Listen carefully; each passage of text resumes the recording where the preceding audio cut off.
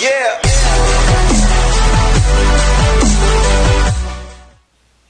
Hello, welcome back to the channel, everyone. Today I am going to bring you my first review of a few from this past weekend in the movies that came out in that time. And today I'm going to be talking about A Quiet Place Day One, written and directed by Michael Sarnoski, starring Lupita Nyong'o, Joseph Quinn, Alex Wolff, and Jimon Hansu. And this is the third installment in the Quiet Place franchise.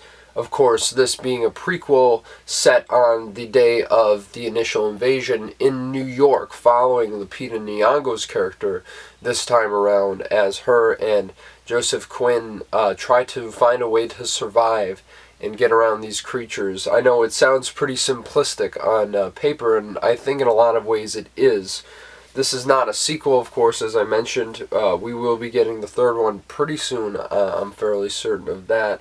So it was kind of weird that this one came out before the third. This seems like something that would happen after the third one gets released, but no, here we are in 2024 getting a prequel before we get the final installment in the Quiet Place trilogy.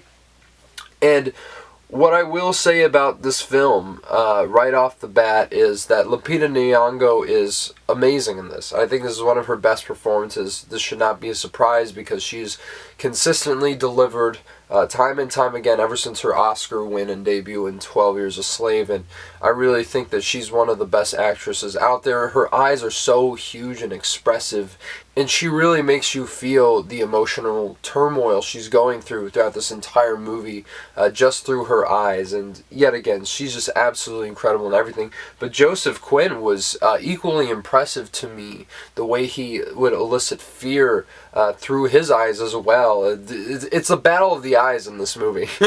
Like, whose eyes are standing out more in this entire film? It's tough to say, but Joseph Quinn really definitely is in the running for that, and I really think that the emotional moments they have together is what really sets this film apart from the other two Quiet Place films that we've gotten.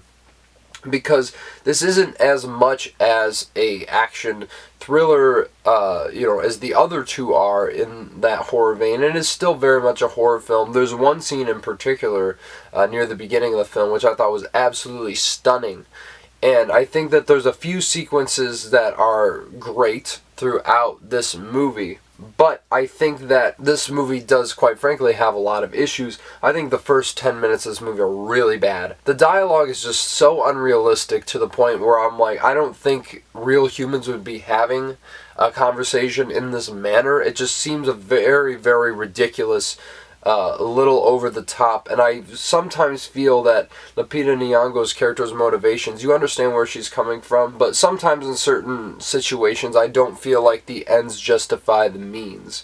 So I think once we get past those first 10 minutes, the movie smooths out a lot more. It is very watchable in a lot of ways, and it is a bit more slow in that regard, kind of what I was alluding to earlier with the fact that they really take these moments to flesh out the humanity between these two characters. But I also feel in that this doesn't really add anything new to this franchise beyond that. I think the film itself also just lacks a lot of tension that really made the first two films very, very palpable in that regard, because there's so many great moments from the first two films, and I don't necessarily love this franchise, but there's certainly a lot more moments that I've found more creative through Krasinski's directing. Of course, he created this world, and so naturally there's going to be more of an inclination that his movies will be more creative in that regard.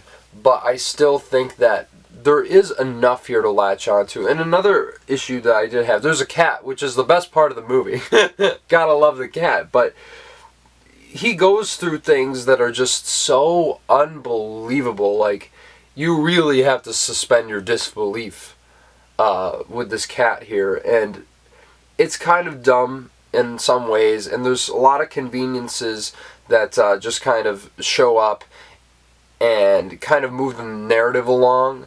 And some of them, while they did set it up, I feel like there's not enough follow-through to thread the 2 points together once we finally get to those specific moments where they then seem a bit convenient to the plot. And I don't know. I really don't think that this was a necessary prequel at all. I think, the idea of having this set in New York, now that we've already established this world, and we know what the monsters look like, we can play with that a bit more, putting it in a bigger sandbox, if you will.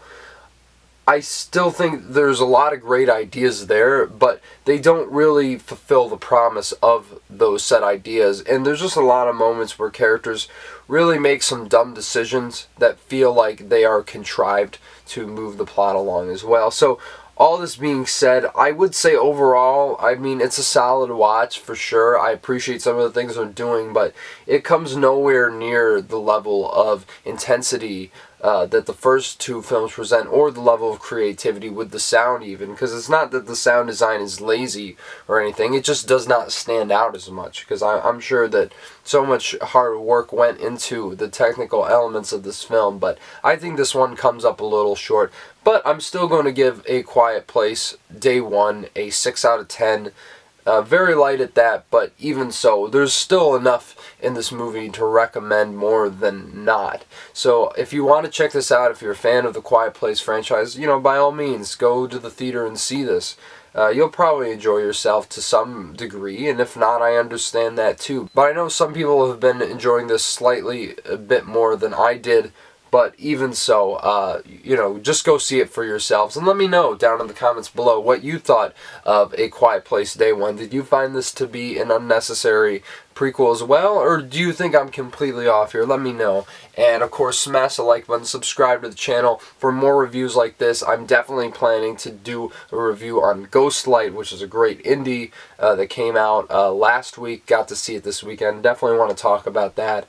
And, of course, Kinds of Kindness, the new film by auteur filmmaker Yorgos Lanthimos, coming straight off of Poor Things, which is one of my favorite movies of 2023. So, very excited to talk about that, and hopefully more coming very soon. So, until then, you guys take it easy, and we'll talk later.